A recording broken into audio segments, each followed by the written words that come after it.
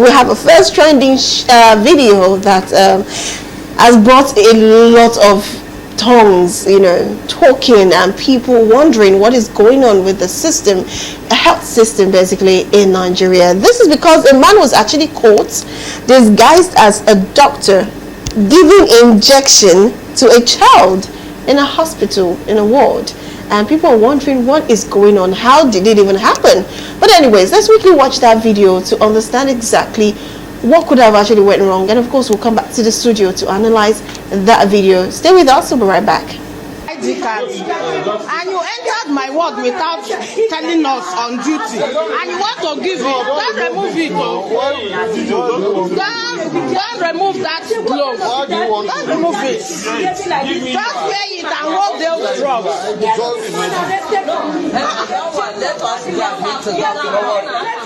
No, he will not leave here for now. Don't worry. He cannot leave here for now.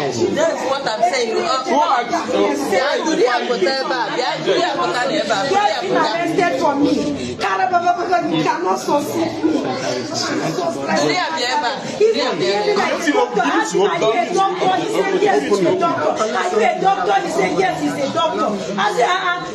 What kind of doctor is shaking? Welcome back. Now, this is very scary, and the big question is, what is really going on with the healthcare system in Nigeria? Nuruddin.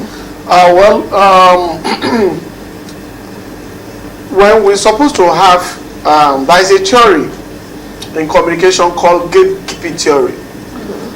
It is very, very important that at every point in time, that's why you see that when you get to the, let's say, health institution, or you get to a hospital, for instance, now, at times you'll be wondering, what is security guards doing in hospital? Because they are the point on call. So that one is first thing. Then two, when you have different ward in a hospital, your movement from one ward to another must also be guided by some certain security elements. Yeah. But when all these things as barriers are not there, it's very, very easy. And that's the reason why a lot of investigation needs to be done. Is a man have the mission of killing that child? Do they have their relations? Who sent him? Yeah. Because a lot of questions To be asked. that needs to be answered. Then another one again is this: we do have other clerical staff, because the way hospital is being built, immediately you enter after the security, you get like a reception. Of course. That if they don't give you an access, you can't enter. At times you may have 2 doors or 2 ways in between them, so you cannot pass without them seeing you. So how did he manage to pass that particular? Then moving from one ward to another.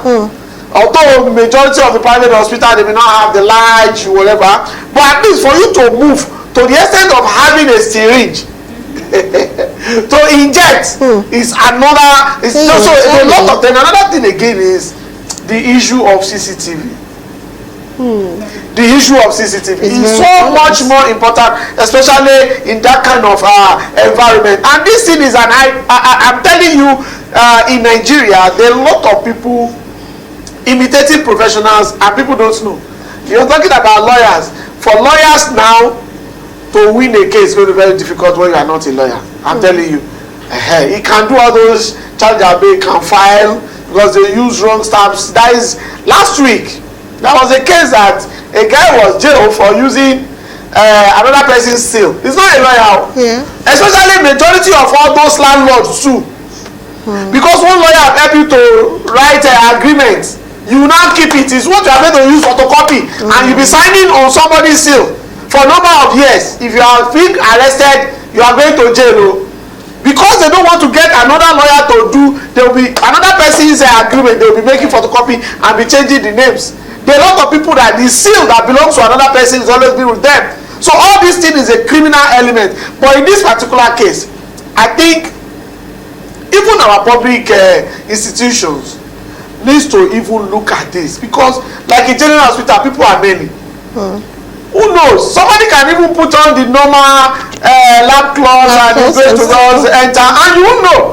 It's possible that you will not know. So I think it's high time that, especially the private hospital, they need to be looking into this. Security is so much important. There are a lot of private hospitals that doesn't even have a guard. The only one they have is gateman. Yeah. And they don't know there's a difference between a gateman and a security guard.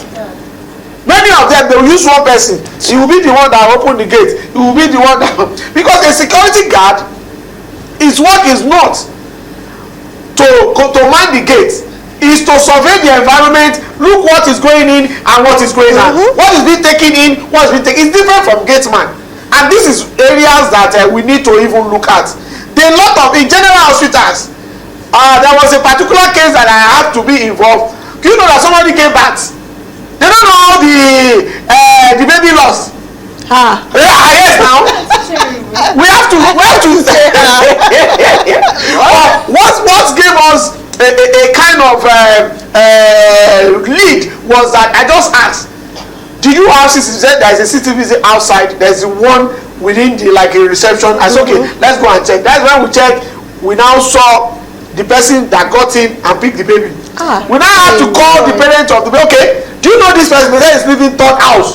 I have to go to that house. That one also have sold it to another person.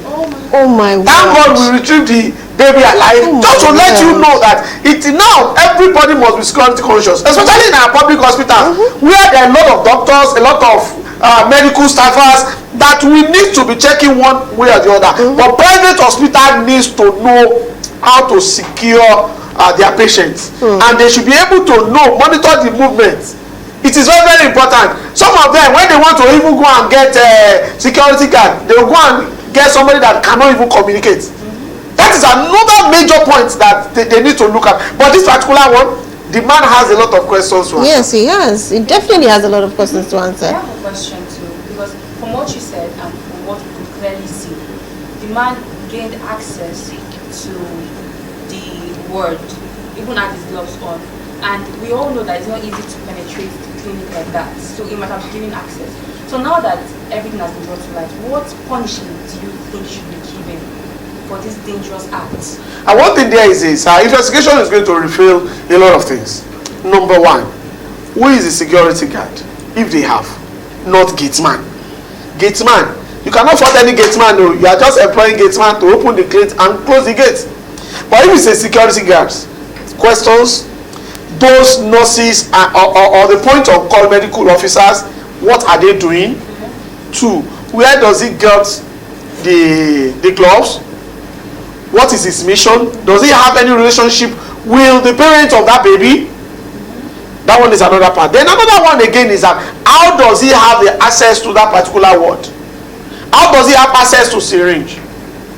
Talk less of injecting.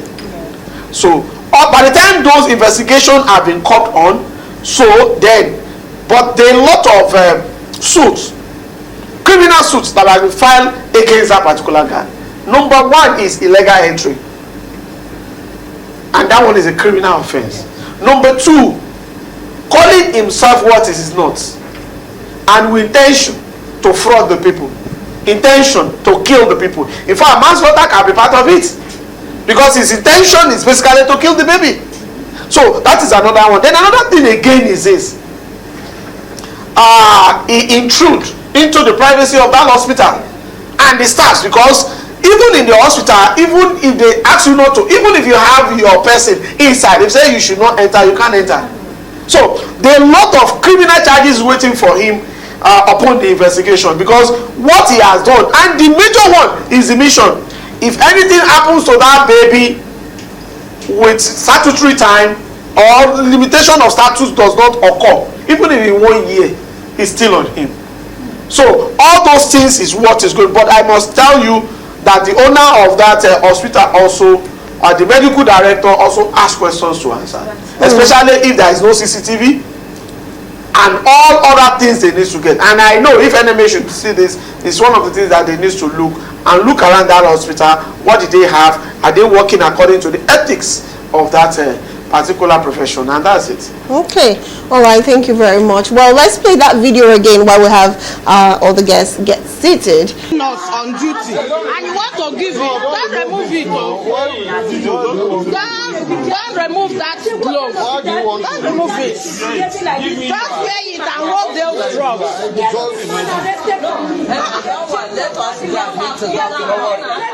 No, he will not live here for now. Don't worry. He cannot live here for now. That's what I'm saying. Arrested for me. You cannot succeed me.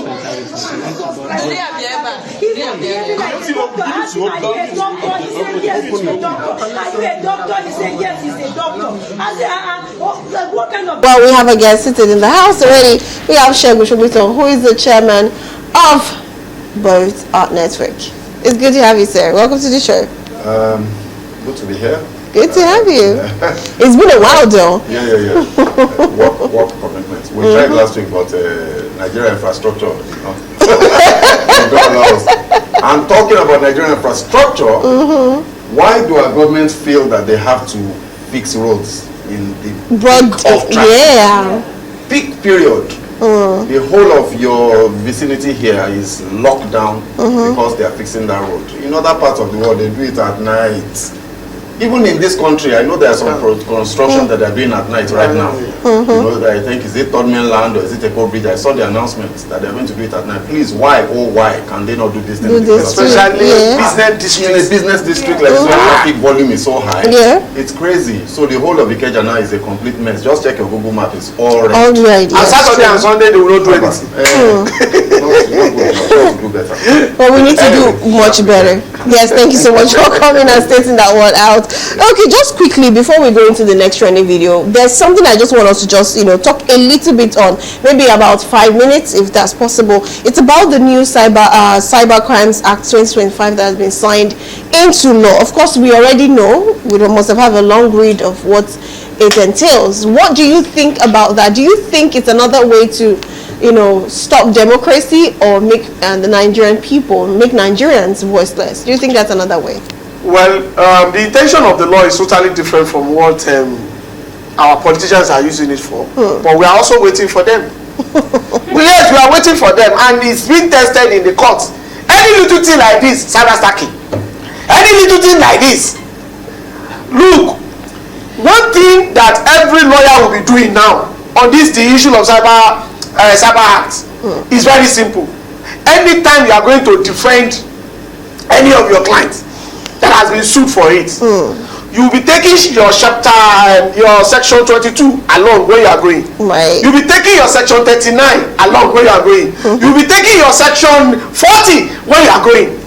Those are fundamental human rights of every Nigerian. If any politician thinks he's going to gag anybody, that does not mean that anybody that violates used social media or any cyber way to defame, to attack somebody, you should not arrest and prosecute the person. No. But if any politician, as I'm talking to you now, a particular journalist is being arrested by Kebbi State Governor because he exposed the dilapidated situation of a general hospital. So, if they are targeting journalists, they are just joking. Nobody in the history of Nigeria has fought journalists and won. Nobody. Not even the military. So, I know human rights lawyers, they are already cooking something for them.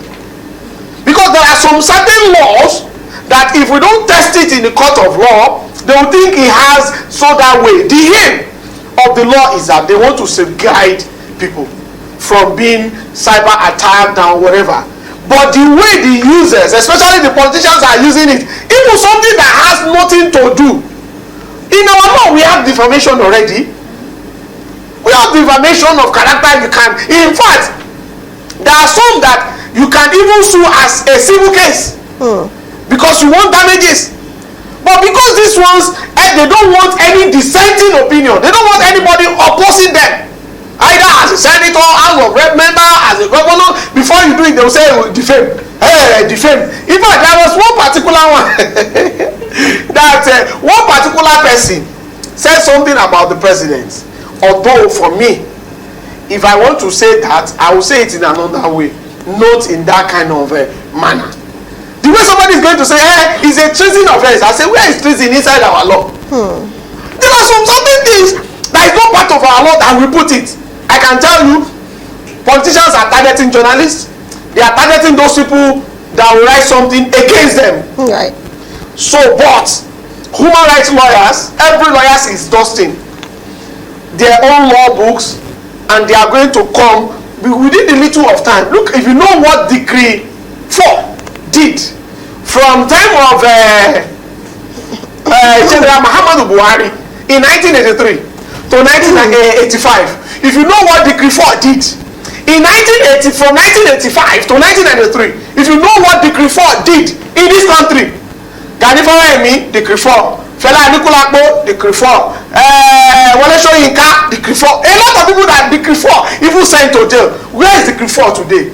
Whether they like it or not, all these politicians, they will become history. There are some certain politicians today, when we mention them, look inside their family, we cannot see one councillor in their family as we speak. But gone are the days when they are the mighty and mighty. But these politicians too, that want to use this cyber act, forget me very well. I'm not saying another Nigeria should use any medium of electronics or technology to defame or attack somebody. Right. That is not what I'm saying. But using it to target journalists, whether you like it or not, you will become history. Okay, well, thank you very much for that explanation. Mr. Segun Soguto, what do you think? First of all, I think it's important to note that, to the best of my knowledge, there is no new Cybercrime Act. Why do you say that? I've looked for it, I can't find it anywhere. The latest law is the one that was passed in 2024, which is an update on the 2015 one. There is nothing new, I've checked. So I think it's important for us to put that out, so that people don't get misled or whatever. But having said that, even that 2024 law, like everything that Mr. Demiro has said, I think, if you ask me, a lot of the provisions of that law need to be repealed. The law should be jumped. Let us determine what problem precisely are we trying to address with this Cyber Crimes Act and solve those problems. Right. Because in any case, there are laws already that deals with majority of the elements of that law. So what I saw happen with that law is that, like he has been saying, politicians trying to create a legal framework to gag dissenting opinion. And that's the main use this law has been deployed towards. I haven't seen too many cases where people have been prosecuted for illegal access to people's data, which is in that law. Yeah. I haven't seen too many cases where somebody that compromised your information. Bear in mind that we also have a Nigeria data protection regulations and that protects your data privacy and all that. So, this Cyber Crimes Act just seems like a duplication, extremely unnecessary and superfluous, and has been put in place specifically for politicians to harass Nigerians. Right. As we speak right now, like you were saying, our popular troublesome friend is in Abuja, Showore, is in Abuja on this law. I can't count the number of journalists that have been jailed. Why is Showore being prosecuted, for example, that he called the president criminal? Okay, I may not agree with his choice of words, and you may feel that maybe he defamed the character and the personality and the integrity of the president. Take him to court on that. Yeah. Which one is Cyber Crimes Act and cyber bullying and cyber stalking and all that? I think it's really unfortunate. Let me just say, for the purpose of our politicians, in case they don't know, I suspect they do, because most of them are very intelligent. They're not as stupid as they try to pretend that they are. We know them, they're our friends. A society without robust debate, without freedom of expression and freedom of speech, limited by the rights of others, so there is no freedom that is absolute. A society without those things can never progress. Just go and check it out. All societies, if you look at the progress, the Industrial Revolution, all of the different phases of progress and development across Europe and the Americas, they were led by robust disagreement. Yes. In some cases, revolution. And then at the end of the shaking, progress happens. If you cannot disagree, we will not be able to test ideas to decide which one is better and which one the majority should now go with. Go for. So if we continue to try to repress opinion, you know, this administration, Buhari's own as well, you know, are very notorious for trying to make people look as if they are evil because they are disagreeing with government. They make it sound as if when you say government has done something bad, you hate Nigeria. You know, and those types of narratives is horrible. The only way for Nigeria to make progress for me to look at the president and say, this Calabar, Lagos Calabar highway you are running, it is too expensive, sir. How did you go about it? And you respond to me. It's not, I say that, they say, oh, you are an enemy of progress. You hate this country. Be patriotic. In fact, if you say it too much now, somebody will come after you. Depending on the language I choose to use, they will decide to come and use police to harass me. You know, we can't progress as a country like that, and I would just want to appeal to our politicians to do better. Allow people to talk. As long as nobody carries a gun or nobody says, somebody incites violence against you, please allow people to talk. And in addition, one of the fundamental cardinal points of democracy is freedom. It's freedom of speech, freedom of association, freedom of assembly, freedom to life. By the time you remove all those freedom that we are talking about, then we are not different from autocratic government. We are not different from the military government. What are the things that we are benefiting now that we don't benefit under military government? The only thing is just the difference, it's just the freedom. There is no, in fact, there are some certain things that we enjoyed during the military era that we are not enjoying it. One thing about military is that they will give us security. That one is in fact is sacrosanct. All these thugs around that every road you see thug, everywhere you see thug. During the military era, if they want to clear them in 24 hours, they know what they are going to do. So by the time they should know, we are going to weigh them. We are going to weigh military, we are going to weigh civilian regime, because I have said it severally. Nigeria is not practicing democracy. We are only having a civilian government, because when the right of citizens is being trampled upon, when those people in power try much as possible to use their power to suppress the others, it is not democracy. Because one of the things that democracy brings is that freedom. Whatever, even if you see your leader not doing the right thing, you say, Mr. Leader, you are representing us, you are not doing the right thing. If he wants to explain, he will explain. If he wants to apologize, he will apologize. But in our own case, whatever they do, in fact, they want to be as if they are the most intelligent people. Okay. So by the time they are doing that, the democracy that we are talking about is not there, because that freedom is what we are talking about. Okay, all right, thank you very much. Well, that was spoken. The only thing I think I have with the act passed into law is the fact that the punishment that was given, you know, we have a one of life imprisonment. Let me say something about that law. Yeah. Mr. Shogbiton, what they want to do is this. You know, they are moving to when they are going to be amending our laws. They are cooking something on that Cyber Act, and people knew.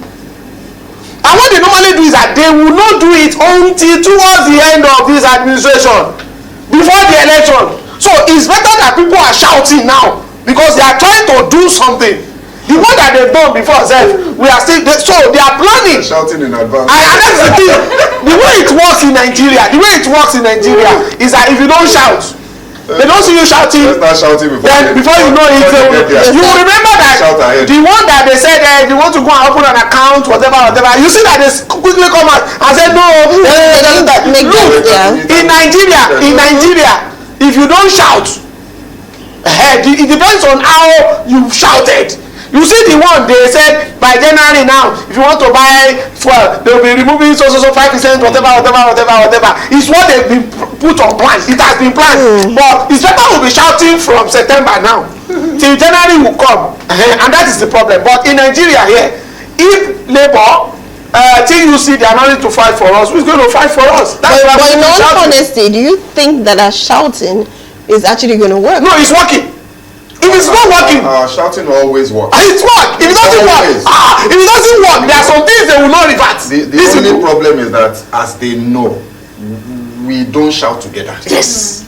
the day, every single case, I've been saying this thing for a long time, every single time that we have shouted in unity, they have turned back. Every single time. I always use the case of Ruga as an example. You know, I support Ruga till tomorrow. But the majority of Nigerians, they had their justifiable fears. And they spoke against it vehemently. And it doesn't work. Even somebody that said I want to go and bring the route 1957, it will not work. Because we know. Because one, in Nigeria, the way we start things is not the way it's going to end. In your community now, if you now say you set up somewhere as a Ruga, some people did not have Ruga. They send those people that are the indigenous of that place away.